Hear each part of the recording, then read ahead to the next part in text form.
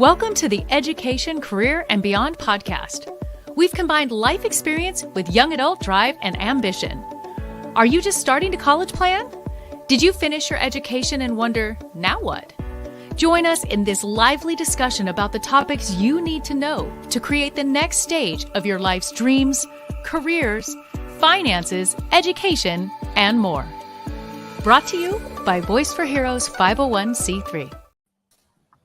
Welcome to another episode, the Education, Career, and Beyond podcast. This is right in the middle of season 2, and it has been an incredible season already. We've had really empowering guests of all different topics to hopefully help not only our young adults, but also the parents and families for resources that I think everyone needs to thrive and survive in today's world. We've gained a lot of insight, and today is going to be no different. We have Tom Brown, and he has come to us as one of the founding fathers of Fund for Sports. I think I got that right. fundforyouthsports.org. And we're going to talk about fundraising and supporting our youth in sports and making sure that they have this opportunity over and over again, year after year, to be able to expand into sports and have the resources and funding that they need. We've got a big topic to discuss today. Thank you so much for Tom for being with us. And of course, we always have Ed Sanderson, our amazing leader and co-host here, and McKenna Hirsch, who is doing an incredible job as our co-host this summer with us. So thank you everyone for being here.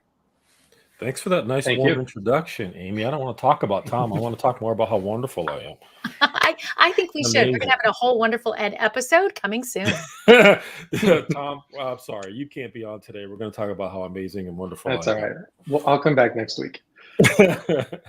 Well, speaking of which, Tom has been in season 1. So Tom is gracious enough to come on and talk a little bit about his profession. He's a programmer, designer, website, a lot of different things. I don't want to undersell that, Tom. You can remind him about the things that you've accomplished. And he was kind enough to let a young man interview him about what direction and focus he should have as he was going into computer programming and the options as an employee and as an entrepreneur. And I think Tom said something about side hustle and how getting some experience on the side would be valuable. Well, Tom and I had a conversation, I don't even know if it's been 36 hours ago, and we got together and we were talking about, Tom and I had a couple conversations, but the one at the end of the year, Tom, was the one that kind of got my attention. And we had talked about kind of narrowing our focus in that we wanted to do something that's more personal and something that resonates in our heart. And just like most entrepreneurs, you were spread all over the place doing a lot of different things. And you helped me kind of understand your philosophy.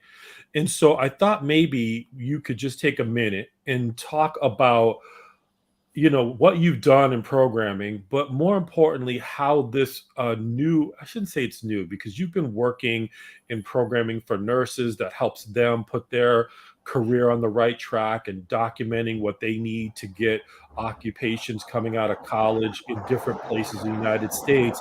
But then you told me about one that you were doing for youth sports. And honestly, that one I was super excited about, because I work with a lot of students who are in athletics. They have to do a ton of fundraising to kind of keep things moving. And then you started to talk a little bit about what you're doing to help 501c3s get fundraising and any type of environment where a young person wants to get donations. You've built this platform. And listen, I know we all have to make a living, but this is more of a passion project for you. And I thought you would want to come and talk about why it's important for you to be involved and kind of the explosive nature of what you've seen and how people are using it to help young people get the funding they need to be in sports. And frankly, it sounds like you could do a lot of other things with it. Like I said, the 501c3. So that was a long-winded way of saying I was super impressed on what you were trying to do. You could put that in your words. It'll be better than what I'm trying to say. Mm-hmm. Yeah, I mean, the last year of my, career, I guess, has been, trying to focus on things that matter, right? Trying to find something that provides me some purpose and other people a benefit, right? And not just a money grab. And the money's great, but at a certain point in time, the skills that I have to do software development and other things like that, it doesn't give me the same satisfaction that it gave me 20 years ago when I first learned it.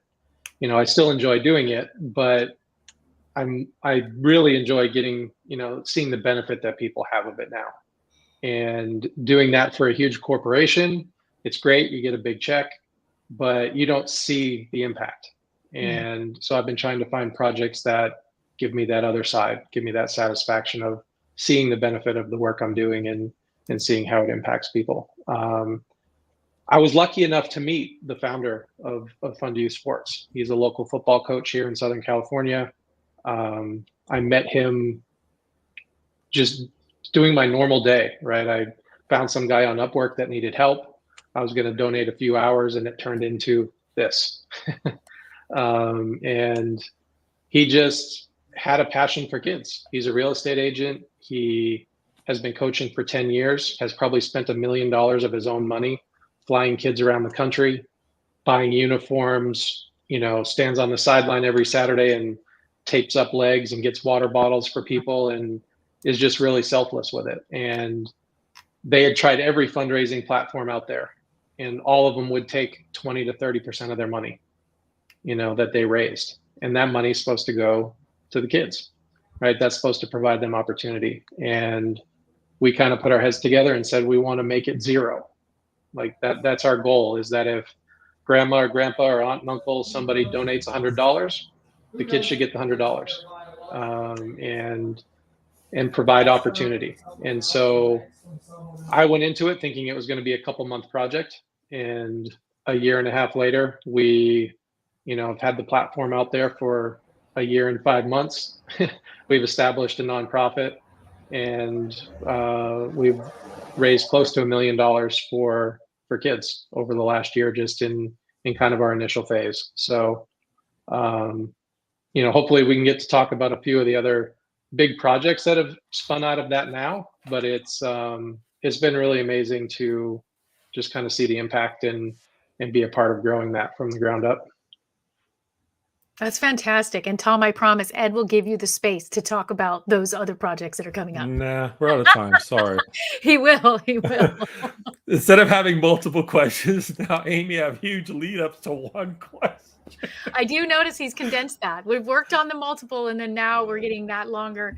We're getting there, Tom. We're getting there. Ed is doing a fabulous job, and we throw him under the bus every week. But actually, we couldn't do this without him, and he's such an integral part of this show. So for all of our listeners who hear us pick on Ed, we really do appreciate and love him. And he's got outstanding talents and gifts that he brings to so many. So I wanted to ask McKenna, I don't know if you can kind of give some perspective on this as a young person. You just finished up your first year in college, but I know in high school you did a lot of stuff in terms of volunteer work. Was what Tom is talking about, does that resonate with you on trying to get things together and get mom and dad and the community involved? Does a tool like this, do you see that having some value for folks like you who are trying to make a difference in the community? Absolutely. I mean, I feel like as high schoolers, there's some pressure just like get involved or build up your college resume through volunteering. And, there's a certain age where you're not legally allowed to drive yet. So you have to like rely on your parents to take you around. But I think something like this would definitely be a benefit. I know when I was in high school, and to all the high schoolers that we have going through right now, but definitely. So Tom, you mentioned the other ways that you're using this technology to benefit other folks. Maybe we could talk a little bit about that. Yeah. So, I mean, once our main focus right now was helping 6 to 14-year-olds, because those were the kids who we felt like needed to showcase themselves, right? There's a lot of great athletes. There's a lot of kids in underprivileged areas, families that don't have a lot of money. Grandmas and moms are deciding whether to pay a utility bill or buy new cleats or sneakers, right? Mm-hmm. And so we wanted to make sure first that we could provide a solution and tools for those teams to get kids off the streets, get kids out of the house, get kids away from the device, and get them back on a safe field, with an opportunity to learn something and be a positive part of the community. And now that's grown into high schools. So we're now working with athletic directors solving big problems for them of managing all these fundraisers and finances. And, it's kind of the Wild West of money, because money would come into all these individual people and then they had to give them to the athletic department and all the accounting and everything. So we've been able to simplify that to kind of a one dashboard view of your entire fundraising activities for an athletic department, which is cool. And that's now branched off into, we're working with someone who's providing sports training to military families all over the world, right, for free. And we're starting a youth girls football league nationwide, with the reach that we have, and other projects like that. So just this simple tool of taking a credit card for a donation has now turned into these kind of nationwide, worldwide opportunities to impact the youth everywhere. Tom, I want to have a discussion briefly regarding the pressure with sports, the balance with sports, and when it comes to academia. I know there's so much out there with club sports and the pressure to perform and the concern that maybe some parents have on how that affects them in academia. But what do you see from your perspective, how it actually enhances their ability to perform better in school and how this makes them a more balanced and healthy little young adult? Yeah, there's so many things that you learn by having to manage time, really. Like, if you have practice for 3 hours a day and you have school till 3 o'clock and you have to eat dinner and talk to your parents for an hour, right? You don't have a lot of time to do things. And so the biggest thing that kids have a problem with is deciding what to work, what to do, right? And so sports kind of gives you that time management of, I've got to do this now. I've got to go here now. I'm responsible to this person. I'm responsible to that person, right? And if you don't have some of that structure, then you're left to just figure it out. Right. Mm-hmm. And most kids between 6 and 14, and heck, even 25 nowadays, don't have that. They're just kind of looking around for someone to tell them what to do. The ability to listen to other people that aren't your parents and be respectful and take criticism and implement that. Right. And I mean, on the finance side, kids nowadays are getting NIL deals at 8, at 14. And NIL is name, image, likeness, for people that don't know that. Basically companies can pay you now to do a social media post about their brand, right? To do whatever. We have a kid on our platform, he's 8 years old, plays basketball all over the country and gets paid $5,000 a month by a major brand. Oh my gosh. Yeah. And we were talking to him and I'm like, what do you do with the money? And he goes, well, my dad makes me save it all. I'm not happy about it, but I have to save it all. Right. So now with these types of opportunities, kids aren't getting a $5 check in a card from grandma. They're getting a $5,000 check from Nike or someone else. And there's a certain responsibility that comes with that they need to learn. They need to learn not to let people abuse them for their money, right? Not take advantage of them. And how to save that and how to spend it and what to do with it. So, there's a lot of things now that kids have to deal with, that I didn't, 40 years ago playing sports. We'd just get dropped off at the gym and play for an hour and go home. Now there's a media guy taking a picture of you, filming you, making a video on Instagram, to promote you at 8 years old. That's a whole different universe and skills that you have to learn to deal with it. I wanted to just ask a question, Tom. You mentioned this to me the other day, and I don't know if it's premature to talk about it, but you alluded to it in your last answer, which was financial literacy. You were talking about how it's important, even in this platform, to show young people, particularly with NIL, to do something with their money. Because you said it to me, and maybe you could share with the audience the number of people who go pro. So when they get this money, how important is the financial literacy part to your program and helping them kind of, build something for their future after athletics?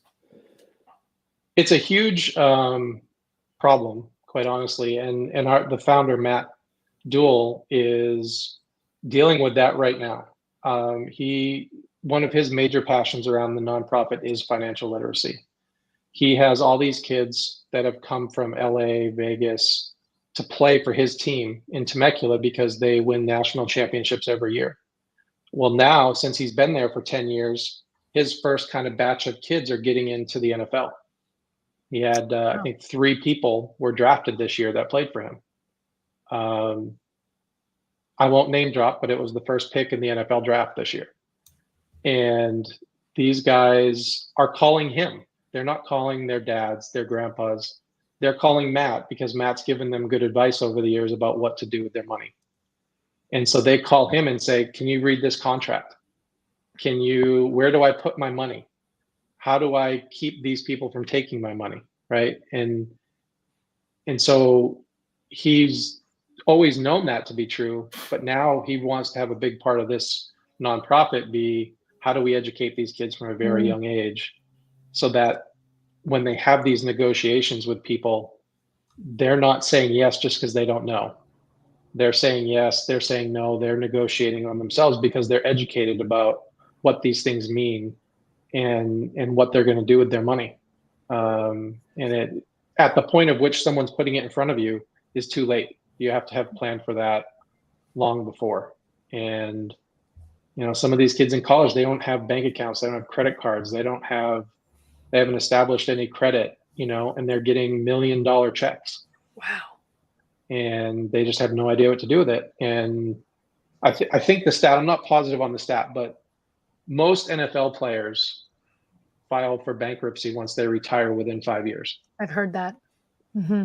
I don't know the exact number, but it's a really high number. It was a high number, yes.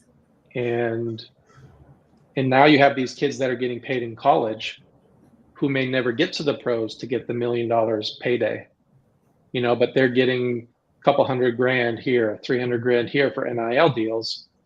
And that money doesn't last long, right? Especially if your, buddies are taking some and your parents are taking some and you're doing this and doing that. And then you get out of college, you don't go pro.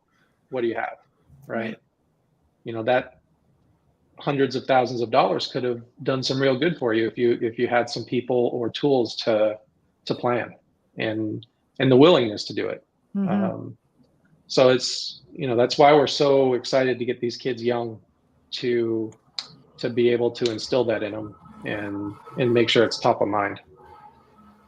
I love it. McKenna, I know you have some questions. Of course. So I love that you're helping set up these kids like both financially and athletically for success. But what are some ways that you instill success for like in terms of like their education and then also beyond outside of sports and being a student like professionally and personally? Yeah, we have our education fund where we're going to be working with people from all walks. So mental health, finance, sports academies. So a lot of these kids, can go to IMG. They can go to locally here in San Diego, Winner's Circle Academy or Limitless Academy, right? And so making sure that these top athletes go and have the ability to go to places where education is as much the message as athletics. Because 1% of 1% of 1% get to go pro, and the rest of them have to figure it out. And to think that you're going to go pro is great, and you should strive for it and work hard to do that. But if you're not getting all the other tools, it's just not fair. So we're establishing relationships with these sports academies, private schools that focus on sports to make sure that we've established scholarship funds that local businesses can pay into, and get the tax write-off, but then we can donate that to the schools so that their financial aid people, they know better who's coming in that really needs the help. They've looked at the documentation, they've met the parents, they know who needs help and who doesn't. And so, we can get the money to them, but we do rely on the coaches, on the school administrators, other people to have a pulse, on who's coming in and who needs the help. Mm-hmm. And to the beyond part, sports isn't just about, getting on the court or getting on the field.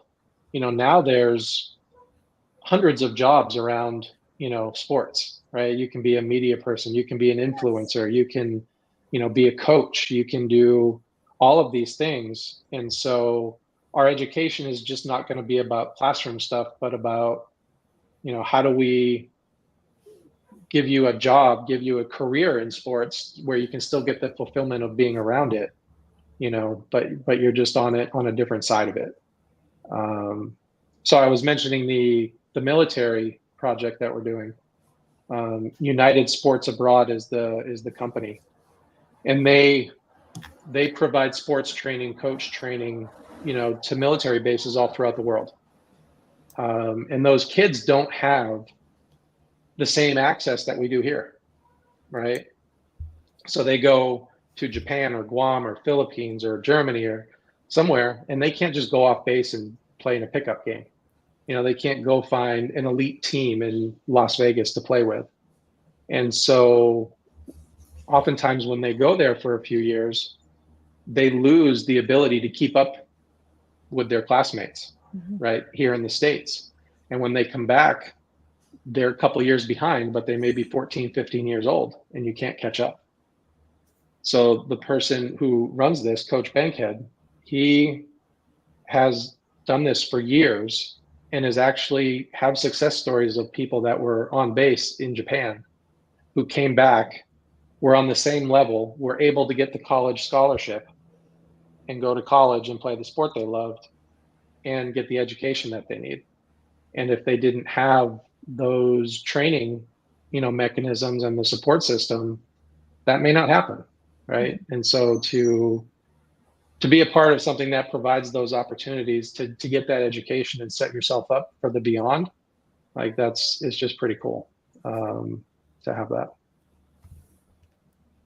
I love that. That's exactly it, and the beyond. And I love the fact that you brought up about bringing in those resources to help advise them now, even younger, if they have that kind of money coming in, how they can see for the long haul, how that can be used to really provide for their future, plus other resources. Are there any other pain points that you've identified that this organization is going to be able to come in and really assist with quickly to make a difference in the lives of some of these youth?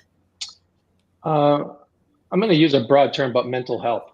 A lot of people look at the word mental health as something bad, right? And mental health isn't, because someone's sick or, there's some disorder or something. It could just be confidence. It could be resiliency training. It could be any number of things that put you in a mentally good place. And a lot of kids don't have that support system. Matt was at practice last night. He called me after practice, and he was thinking about the mental health side. And one of the coaches got on this kid at practice because he wasn't hustling, right? And Matt looked at him and he said, "This kid always hustles. So I'm going to go be the good, kind of big brother and go over there and just put my arm around him." So he walked over and put his arm around him, and the other coach just looked at him and shook his head like, "Don't baby it," right? But Matt said, "What's going on?" And the kid said, I haven't had a meal in 2 days. Oh. But he couldn't tell anybody that because he was scared to tell people that because of what they would think of him or his family.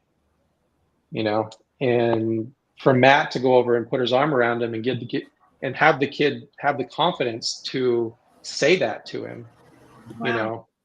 Is something we want to teach coaches about.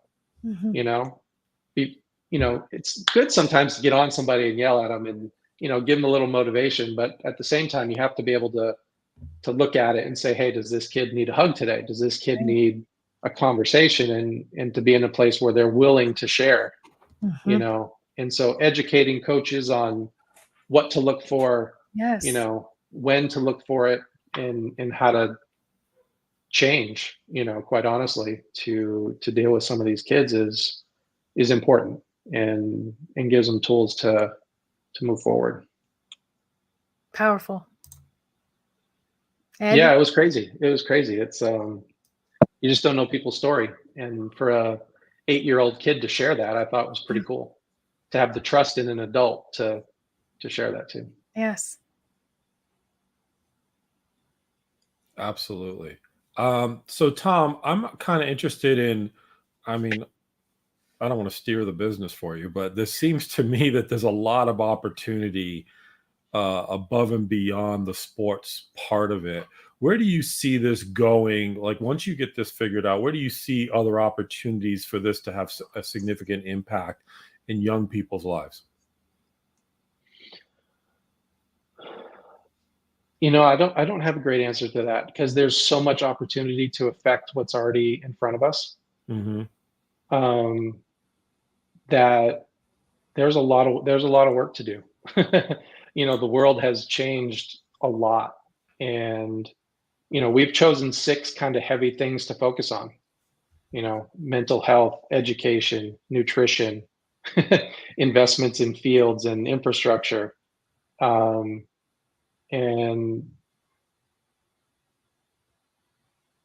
I don't know. I don't have a great answer to that because I feel like we have a lot of work in front of us with what we've set out to do. We already have these amazing things that have popped up with the military and starting a nationwide football league for little girls, establishing scholarship funds. It just seems daunting and rewarding to tackle what we have now. So sorry, I don't have a great answer for that. Well, maybe a better question is I think one of our conversations we had on this topic is that there's opportunity for other fields to use it, right? So I even think about I forget the name off the top of my head, there's an education guy who's nonprofit and all he does is raise money to keep that going. Or, Amy's got a 501c3 that is part of the sponsor program of this particular podcast. Mm-hmm. Do you see an opportunity that allows other folks to use the infrastructure of what you built to kind of go off in different directions and kind of accomplish some of the same things that you've been able to do for the athletic side? Yeah, I don't know if I'm going to get in trouble for saying this, but we already have an interesting one where Matt, one of the founders, is in real estate.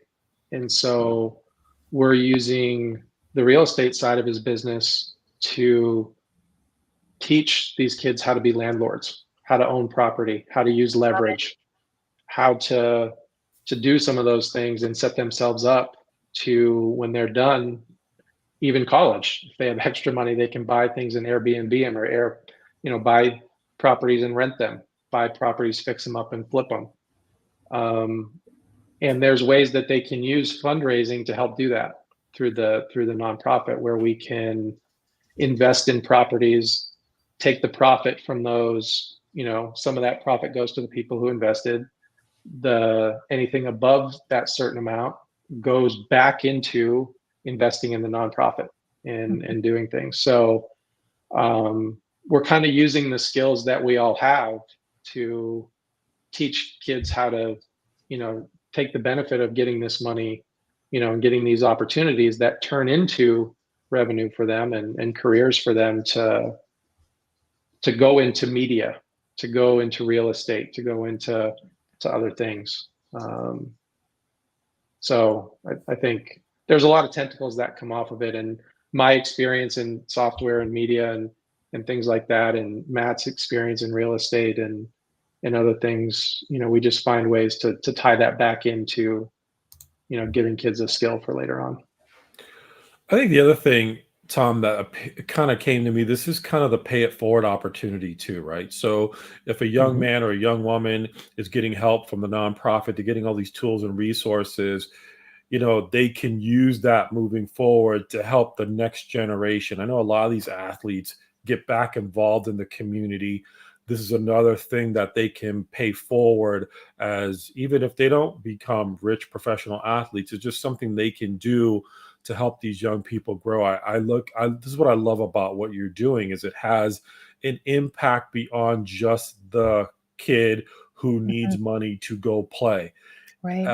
The idea that, they're calling your partner in one of the founders of the company to ask them, hey, how can I make something significant happen for my family or the next generation of athletes? I think that's what's so powerful about all of this, which kind of leads me to a side question, which is, when we're talking to young people, getting involved is a big deal, like leadership, getting involved in the community. how are you seeing young people taking this? I mean, when I was in school, dude, I sold candy bars, right? So I could play athletic. The problem is I ate most of them, so I had to take the money out of my own pocket to pay for it. Classic. But yeah, it's classic Ed for sure. But how are you seeing, through your experience of the young people, where they're just taking this opportunity and running with it, not only to help themselves, but even to help other kids on their team, or other opportunities that you're seeing on the side there? Yeah, I mean, you just said it. So last night I had a call with 8 presidents from a local chapter of a football league, and they were all asking how they could use this. And one of the team moms came on and said, "I just need to share a story about my son." And so that family has money. Like they, like I was lucky enough when I was a kid, my parents made me do a little bit of fundraising, but then they just put the money in, right? Because they didn't want to ask people, because we could do it, right? Not everybody can do that. This family was like that too. And their son came up to them and said, "Hey, I know I raised, $1,500. I only had to raise $500 for the team. Can we take that $1,000, mom and dad, and pay for 2 of my friends?" Yes, exactly. And so they see the team concept. They see, it's not just about me and I want to go buy a new pair of Jordans, right? They say, "Hey, my buddy who I'm in school with all day long, I know he needs it. Can I cover his?" And so now they've done that for the last couple of years with the profit they've made off of running campaigns on our platform. Is they just covered 2 other kids on the team. Love it. And that's how not how, but it's one of the reasons why we established our donation matching fund, is so that if kids want to put back, if alumni from a program or a school want to put back in, they can put back in and help cover kids that just don't have the same network or support system that other kids do. So it was cool to see that after only a little bit of time, that's some kids said, "Oh, I can just transfer this over to him and make him whole." So I'm going to throw a question out there, and it's okay to say no, or no for now, or don't ask me that again. But I'm curious, because this model is so powerful, especially when it comes to sports. Do you see that there could be an offshoot of what you're doing going into the arts as well? All those kids wanting to be in marching band and the expense of all of that, those that are wanting to be in more expanded music lessons or theater and all the cost that's also involved with the arts. Yeah, the exact same model could be branded with a different name, right? The Fund Youth Sports Matt was really into sports, and so we do all the sports, cheer, everything that goes along with that. But there's really no difference in the model. It's a different name, and but it's the same technology, same functionality, same mission. And in some ways, some of those things are even more expensive than sports. Yes. And certainly the time commitment and the travel and the hotels and airfare to do some of those things can be as costly, if not more. So yeah, it's the same model. I would say that the hardest thing that we've had to deal with is that people look at sports and even the arts sometimes as a privilege, right? Not a necessary thing. Yes. And so when you're trying to raise money, to try to convince someone to give you $50 when they may be struggling, and they're looking at what you're trying to do as, "Oh, well, yeah, I wish I could go do that too." And so finding ways to, kind of educate people on why it's important to provide opportunity, even though it's a privilege, Right. is challenging. When people see a fundraising campaign for someone who lost a family member or has a child sick in a hospital, right? You don't think about that. You just donate, right? If you have it, you just donate, because, God, what if I was ever in that situation? But when I post out there that I'm trying to raise money for my, daughter to play golf this fall, it's an entirely different conversation. Right. And but it's no less important in the development of kids and providing opportunity to succeed and do that. So it's challenging, but it's rewarding to put things in place where people see the benefit. Yes. McKenna, yes. Oh yeah, I just wanted to ask really quickly, is there any way to make a positive impact on the Fund for Youth Sports that isn't a monetary donation? Because I have a feeling that a lot of people are really passionate about this cause, but might not have the funds to empower these youth themselves. Yeah, so there will be. We just launched this nonprofit a couple months ago. And so what we're doing is mobilizing kind of local leaders who can help us do events, that can help find people in their local community, that businesses and other people that want to get together and do like a day in the park, right? Where they can have someone local in the community that talks about mental health, or an educator, or a nutritional company, or anybody that wants to provide back to the youth sports specifically. We're going to empower people to organize those events, and we're going to support them to make it a positive thing. So and there's also ways to donate, not just money, but if a business can't or doesn't want to write a check, but they want to provide 6 months of their service or donate an item, we're going to be doing silent auctions and things like that to raise money and provide those businesses with some visibility and credit for supporting without putting in a credit card or writing a check. Love it. Great question, McKenna. Ed. Listen, you guys know how I feel about Tom and what he's doing and what they're accomplishing over there. And Tom, I'm going to start where I started, which is there's a lot of ways to make money, and our responsibility is to take care of our family. But I'm super excited about what you're doing, and I think Tom's being kind of modest because this program has done a lot of valuable things for kids in inner city, and the ability for them young people to at least have a path forward through sports to hopefully get them out of that. I mean, Tom told me this story, and he alluded to it about a mom had to make a decision about paying the electric bill or buying her son some cleats. Mm-hmm. That's life altering stuff. Either you're going without power, or your kid's playing.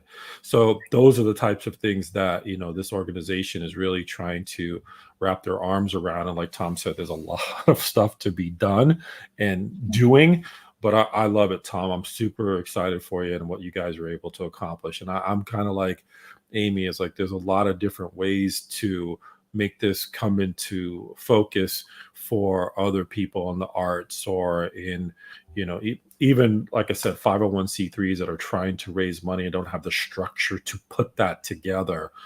I think McKenna makes a good point. So those for you folks who are out there listening, I mean, you want to get involved. There's a number of ways that you can do that.